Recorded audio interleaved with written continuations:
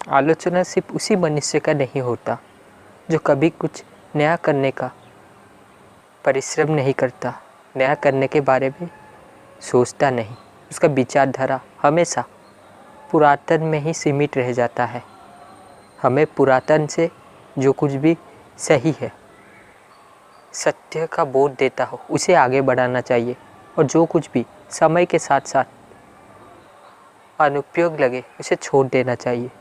तथा जो चीज़ सत्य का बोध दे, जो सत्य में स्थित हो, उस चीज़ को कभी भी नहीं छोड़ना चाहिए, चाहे वो भविष्य का हो, वर्तमान का या भूतकाल का। मैं सही कह रहा हूँ ना दोस्तों? विचारिएगा।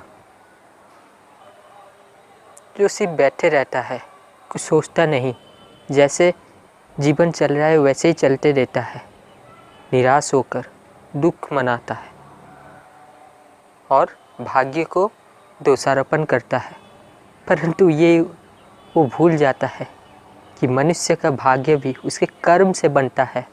कर्म ही उसका भाग्य का निर्माण करता है। भाग्य ऐसे ही फलीभूत नहीं हो जाता। हम जो कर्म करते हैं वो भाग्य को उत्पन्न करता है। भाग्य और कुछ नहीं, भाग्य अगर फल हुआ तो हमारा कर्म उसका बीज है। अब जैसे बीज का पोषण करोगे वैसा ही कर्म, वैसा ही फल मिलेगा आपको। आज के कर्म का फल कल मिलेगा, और कल किया हुआ कर्म का फल आज आप भुगत रहे हो। अगर कल कोई गलत कार्य हुआ है हमारे अज्ञात स्थिति में या ज्ञात स्थिति में, उसका फल आज भुगत रहे हैं, चाहे सुख मिले या दुख मिले।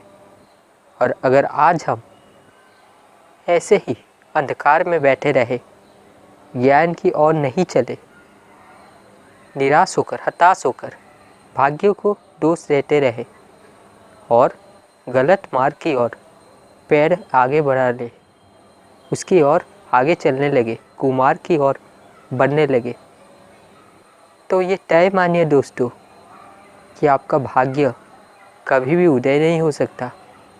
और जब जीवन में ज्ञान का उदय नहीं होता, ठीक उसी प्रकार जीवन में अंधकार छा जाता है। जिस प्रकार सूर्य के अस्त होने पर इस संसार में अंधकार छा जाता है। सूर्य ज्ञान यानी ज्ञान की ज्योति है, और जब ज्ञान की ज्योति अलग हो जाती है, दूर हो जाती है संसार के उस क्षेत्र का, उस अंश का, और रोशनी नहीं रहता, वो अंधकारमय हो जाता है। ठीक उसी प्रकार दोस्तों, अगर हमारे जीवन में उच्च ज्ञान की कमी रही, उच्च विद्या की कमी रही, श्रेष्ठ गुण, श्रेष्ठ आदर्श की कमी रही, तो हमें बुरा बनने के लिए कोई अधिक प्रयास नहीं करना पड़ता, कोई नया कुछ चुनाव नहीं करना पड़ता। वो स्वतः ही बुरा बन जाता है, दुर्गति की ओर बढ़ने लगता है, कुमार्ग की ओर चला जाने लगता है। इस संसार में जो कुछ भी नकारात्मक चीज़ें हैं, जो कुछ भी दुर्गति युक्त चीज़ें हैं, वस्तुएं हैं, वो स्वतः ही अपने आप हमारे सामने बिन चाहे चले आती है। परंतु जो भी उत्कृष्टतम चीज़ें हैं, मूल्यवान चीज़ें हैं, उच्चतम चीज़ें हैं, उनके लिए हमें प्रयासरत होना पड़ता है, प्रयास करना पड़ता है, हमारा समय, ऊर्जा देना पड़ता है उन्हें हासिल करने हेतु। क्योंकि ना कोई भी उत्कृष्ट चीज़ों को पाने हेतु, उसको साधने हेतु उसका कुछ मूल्य होता है, और उस मूल्य को चुकाना ही पड़ता है। नहीं तो फिर उस चीज़ों का कोई मूल्य नहीं रहता, वो एक सामान्य चीज़ बनी रह जाती है। और जब एक सामान्य चीज़ बनी रह जाती है तो हर मनुष्य सामान्य ही रह जाता है, वो सबको ही मिल जाता है, कोई ऊंच या नीच नहीं हो सकता। वास्तव में हमें जन्म से कभी भी ऊंच नीच का तय नहीं करना चाहिए, बल्कि मनुष्य के ज्ञान, विचारधारा, सोच तथा उसके कर्म से, उसके जीवन से हमें मनुष्य को बांटना चाहिए। जो मनुष्य श्रेष्ठ कार्य करता है, जो दूसरों के प्रति प्रेम, आदर, सम्मान रखता है, जो हमेशा परमार्थ युक्त कार्य करता है, परमात्मा में विलीन होकर कार्य करता है, वो सब में अपने आप को देखता है, वही श्रेष्ठ मनुष्य होता है। और उसी को श्रेष्ठता की पदवी मिलना चाहिए, श्रेष्ठता की उपलब्धि मिलना चाहिए, महानता का लक्षण देना चाहिए, उसी को ही आदर्श बनाना चाहिए। चाहे वो एक चर्मकार का बेटा ही क्यों ना हो, चाहे वो सूता काटने वाला मनुष्य का पुत्र ही क्यों ना हो। परंतु वहीं दूसरी तरफ अगर एक धनाढ्य व्यक्ति का बेटा भी निम्न स्तर का कार्य करने लगे, दुर्गुणों का लक्षण देने लगे, कुमार की ओर बढ़े, तो उसे नीचा दिखाना ये धर्म होता है। तो मूलतः यह होता है कि हमें किसी से भी भेदभाव, पक्षपात नहीं करना चाहिए। परंतु पक्षपात और भेदभाव तभी धर्म बन जाता है जब वो विद्वता के गुण के आधार पर होता है, जन्म के आधार पर नहीं।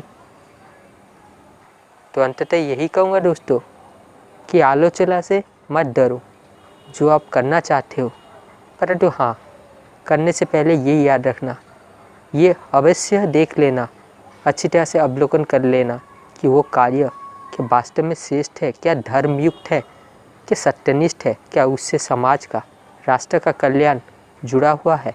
अगर हाँ, तो उस पर आगे बढ़ो, आलोचना से मत डरो। इस संसार में जब भी कोई महान पुरुष हुआ है, जब भी कोई श्रेष्ठ मनुष्य हुआ है, उसके ऊपर हमेशा ये समाज निंदा, आलोचनाएं, गाली देती आई है और देती रहेगी। परंतु जब वो सफल होने लगे, उसके ऊपर फिर फूल चढ़ाने में भी नहीं कतराते ये समाज। इसीलिए कभी किसी से आशा नहीं रखना और ना ही किसी के निंदा और स्तुति से प्रभावित होना है। हमें अपने कर्तव्य कर्म करते रहना है, धर्म की राह पर रहकर सत्य की ओर आगे बढ़ना है। मनुष्य जीवन का लक्ष्य है मोक्ष। ये मनुष्य जीवन अनमोल है, इसे एक साधारण पशु का जीवन मत बना देना। आशा करता हूँ आप सब समझ पा रहे होंगे।